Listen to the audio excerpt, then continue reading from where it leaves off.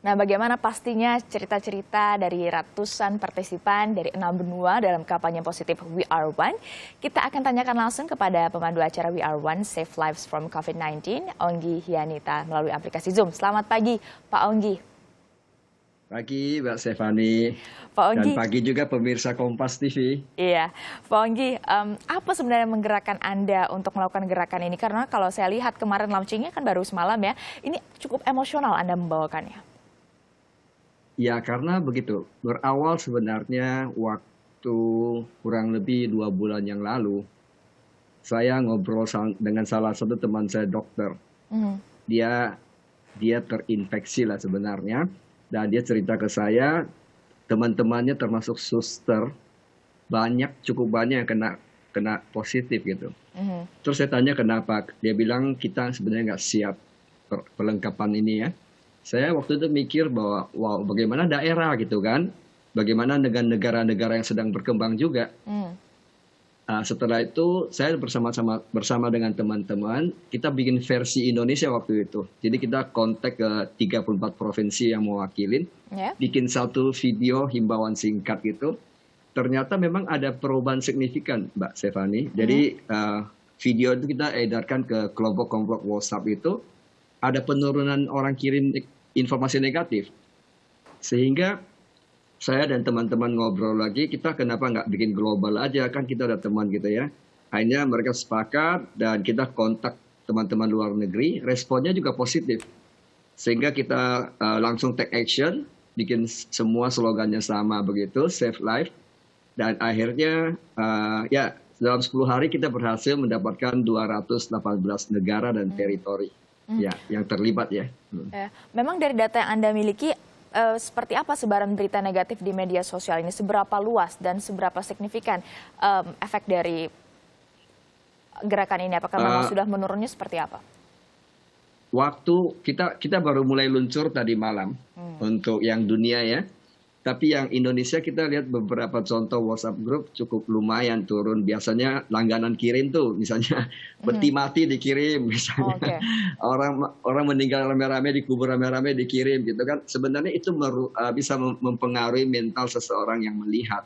Kalau itu berulang-ulang, itu semacam teror mental untuk yang melihat atau membaca berita semacam itu. Kalau data Menkominfo ini, per hari kemarin disampaikan langsung oleh Menkominfo, 1.448 ada hoax atau berita bohong. Tapi sejak Maret, maksud kami itu datanya dari sejak Maret. Nah, tapi sudah ada 1.200-an yang sudah diblokir. Ini langkah dari Menkominfo. Nah, kalau gerakan ini konkret langkahnya apa, Pak Onggi?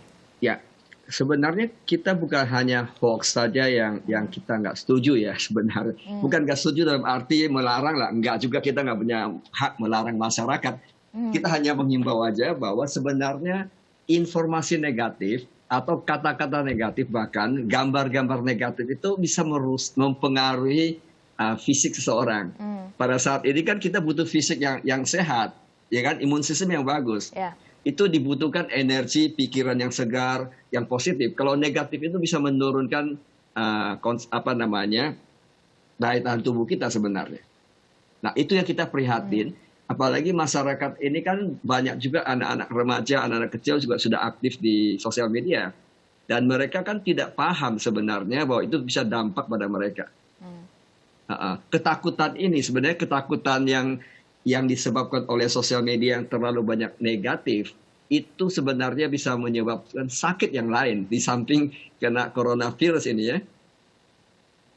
Mungkin bisa menurunkan imunitas kita karena mental kita terganggu. Terlalu panik begitu pasti, maksudnya? Ya pasti. Dengan sendirinya kalau kita dengar terlalu banyak berita yang menakutkan, kita jadikan trauma gitu sebenarnya tanpa disadari. Pak Onggi, ini sudah di-launching kemarin. Artinya next-nya apa? Apa yang akan dilakukan selanjutnya? Apakah masih akan dilakukan, gerakannya masih terus dilanjutkan? Sebenarnya ini tidak berhenti. Sebenarnya tadi malam kita baru mulai launching istilahnya. Harapan kami masyarakat tetap bisa terlibat dari berbagai negara dan Indonesia tentunya ya, kita tuan rumah dalam hal ini sebenarnya. Jadi tinggal mereka bikin slogan yang sama, kemudian mereka post di sosial media supaya menghimbau masyarakat. Minimum mereka punya pengikut lah, network mereka mengerti bahwa masyarakat sekarang butuh energi positif. Kita butuh makanan yang segar, bukan hanya makanan segar yang fisik ya. Mental kita perlu makanan segar. Jadi tetap jalan, ya tetap jalan. Jadi mereka tinggal post, nanti link YouTube ini cantumin aja. Jadi mereka tahu, oh ini adalah gerakan bersama-sama dari 218 negara. Mungkin sudah ada yang melihat videonya lalu juga ingin bergerak seperti itu. Bisa Anda bagikan bagaimana ceritanya bisa mengumpulkan sebanyak itu 218 negara? Karena kita tahu ada perbedaan bahasa, perbedaan kultur. Bagaimana mengajak merangkul mereka?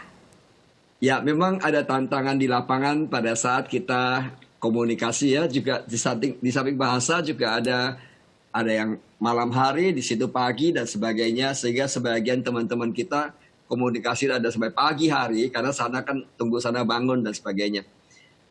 Memang kita pada dasarnya kita menggunakan bahasa Inggris, kemudian kita punya teman misalnya yang ngerti bahasa Inggris, yang ngerti bahasa Prancis, terjemahkan dan sebagainya, termasuk bahasa Kambodia dan sebagainya, ada yang menerjemahkan.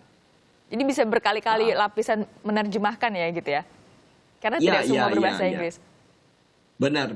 Tapi pada dasarnya kan kita tidak banyak komunikasi yang banyak. Kita sudah kasih slogannya, semua tulisannya sama seperti itu, Save Life itu. Oke. Kalau di Indonesia sendiri, ini seperti apa? Berapa orang yang sudah ikut dalam kolaborasi Anda? Dan siapa saja? Secara pengumpulan foto kita memang waktu itu membatasi dulu. Waktu itu tujuannya bikin video ya. Tapi setelah itu kan terus berjalan. Sampai sekarang saya sudah ada ribuan mungkin yang kirim di sosial media mereka ya. Tapi yang waktu itu kita kumpulkan Indonesia kurang lebih ya kita dapat minimum ada 10 sudah cukup. Waktu itu lebih dari 10. Kita fokus ke negara-negara yang lain waktu itu.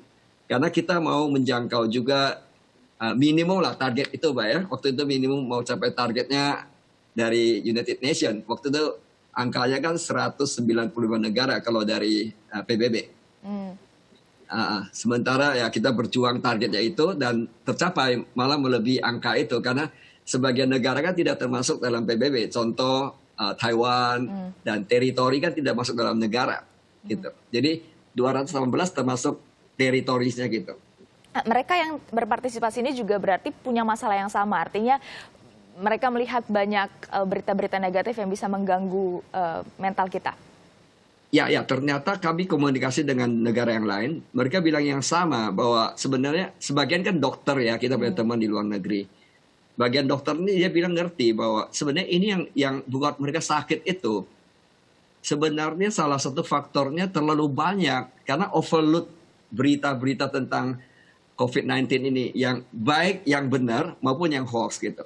Yang benar pun kalau misalnya kuburan massa tiap hari ditunjukin orang, update di sana tiap hari berapa meninggal, berapa negara yang kena, itu kan kalau tiap hari itu sebenarnya itu adalah semacam teror. Tapi bukan apatis berarti kan ya Pak Onggi?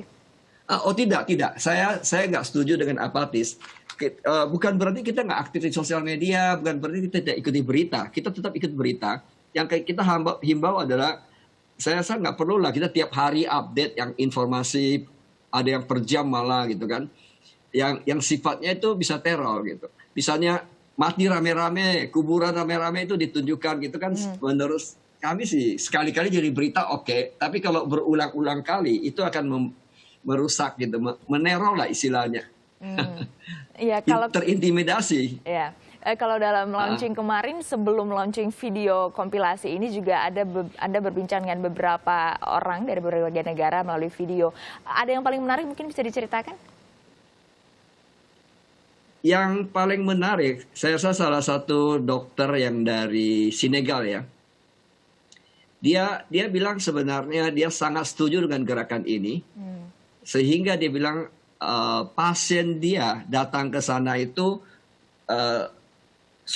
sebelumnya sudah mengaku sakit dan sebagainya, tapi sebenarnya dia tidak sakit.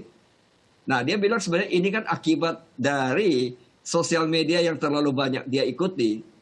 Dia kena gejala sedikit saja, dia sudah merasa bahwa dia COVID-19. Nah, menurut dokter ini sebenarnya COVID-19 tidak sengeri, tidak sedahsyat dibandingkan dengan Ebola. Waktu itu kan Ebola di Afrika kena ya. Dia bilang Ebola lebih mematikan, tapi waktu itu orang tidak terlalu pusing dengan Ebola. Tapi sekarang kenapa orang pusing dengan COVID-19? Karena pada zamannya Ebola, sosial media tidak segencar sekarang. Sehingga ini salah satu bukti, memang berita-berita yang overload ini bisa membuat orang menjadi trauma. Aha. Pak Onggi, dalam kesempatan ini mungkin bisa Anda sampaikan kembali di layar Kompas TV, optimisme dalam melawan berita-berita negatif terkait COVID-19.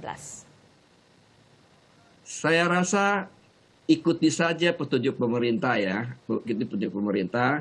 Kalaupun mau dapat informasi, dapat dari informasi yang resmi. Kan dalam hal ini ada WHO dan sebagainya, ada dokter-dokter yang mengerti. Jadi jangan konsultasi ke sosial media. Kalau konsultasi ke sosial media belum tahu sumber kebenarannya, yang memberikan informasi belum ngerti juga, bisa jadi dia istilahnya orang buta, menuntun orang buta, itu yang bahaya. Ya, jangan apatis tapi juga jangan terlalu banyak mengonsumsi berita negatif untuk agar tidak panik juga ya, agar tidak terganggu. Ya, ikuti peraturan pemerintah, ya, social distancing dan sebagainya kan. Betul sekali. Terima kasih Pak Onggi Yanita, inisiator We Are One, sudah bergabung bersama Sapa Indonesia Air Pekan.